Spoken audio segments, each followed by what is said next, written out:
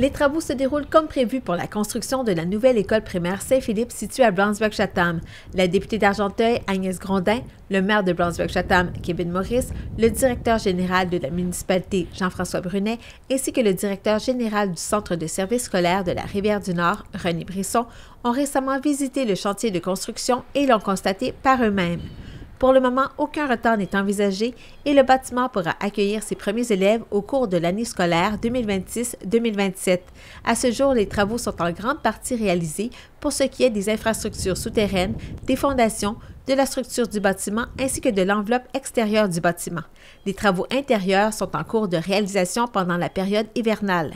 La reconstruction de l'école primaire Saint-Philippe est assurée par l'entrepreneur général Tisseur Inc.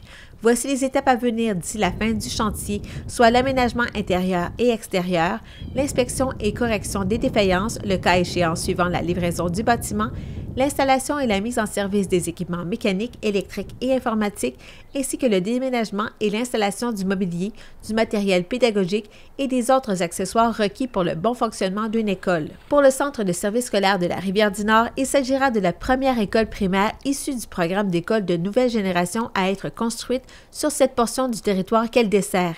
Elle sera également la première école dotée d'espaces collaboratifs aussi spacieux. Rappelons que la construction de ces écoles de nouvelle génération a été autorisée par le ministère de l'Éducation à partir de 2020. Celles-ci se veulent mieux intégrées à la communauté dans laquelle elles se trouvent. Les matériaux produits au Québec y sont mis de l'avant, notamment le bois et l'aluminium. Ces écoles offrent également un milieu d'apprentissage adapté aux nouvelles réalités éducatives, en plus d'être dotées d'espaces communs favorisant le bien-être et le partage. Visitez le site Internet du Centre de services scolaires de la Rivière-du-Nord pour suivre l'évolution de ce chantier.